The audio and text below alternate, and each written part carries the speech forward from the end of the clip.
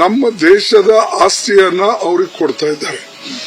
Airport ಕೊಡ್ತಾ ಇದ್ದಾರೆ, ಪೋರ್ಟ್ಗಳು ಕೊಡ್ತಾ ಇದ್ದಾರೆ, ಪಬ್ಲಿಕ್ ಸೆಕ್ಟರ್ಸ್ ಕೊಡ್ತಾ ಇದ್ದಾರೆ, ಅನೇಕ ಜಮೀನುಗಳು ಕೊಡ್ತಾ ಇದ್ದಾರೆ.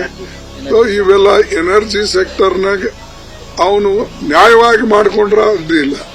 ಸರ್ಕಾರಿ ಜಮೀನು ತಗೊಳ್ಳೋದು, ಅದು ಮಾಡಿಕೊಳ್ಳೋದು, ಆಮೇಲೆ ಅದರದೇ ಆಸ್ತಿ ತೋರಿಸಿ ಸರ್ಕಾರಿ ಬ್ಯಾಂಕ್ನಿಂದ ಲೋನ್ ತಗೊಳ್ಳೋದು, ಸಾವಿರಾರು ಕೋಟಿ, ಲಕ್ಷಾಂತರ, ಇದು ಎಲ್ಲ ಅವರು ಮಾಡೋರ್ಲಿಂದ ನಮಗೆ ಏನ್ ಅನಿಸ್ತಾ ಇದೆ, ಈ ಗವರ್ಮೆಂಟ್ ಅವ್ರಿಗೆ ಫುಲ್ಲಿ ಪ್ರೊಟೆಕ್ಟ್ ಮಾಡೋದು ಅಲ್ಲದೆ ಅವರ ಮುಖಾಂತರ ಇವರು ಅವನಿಗೆ ಸಹಾಯ ಮಾಡ್ತಾ ಇದ್ದಾರೆ. ಅವನ ಮುಖಾಂತರ ಇವ್ರಿಗೆ ಸಹಾಯ ಪಡ್ಕೊಳ್ತಾ ಇದ್ದಾರೆ. ಇವರು ಅವ್ರ ಪಕ್ಷಕ್ಕೆ ಸಹಾಯ ಪಡ್ಕೊಳ್ತಾ ಇದ್ದಾರೆ.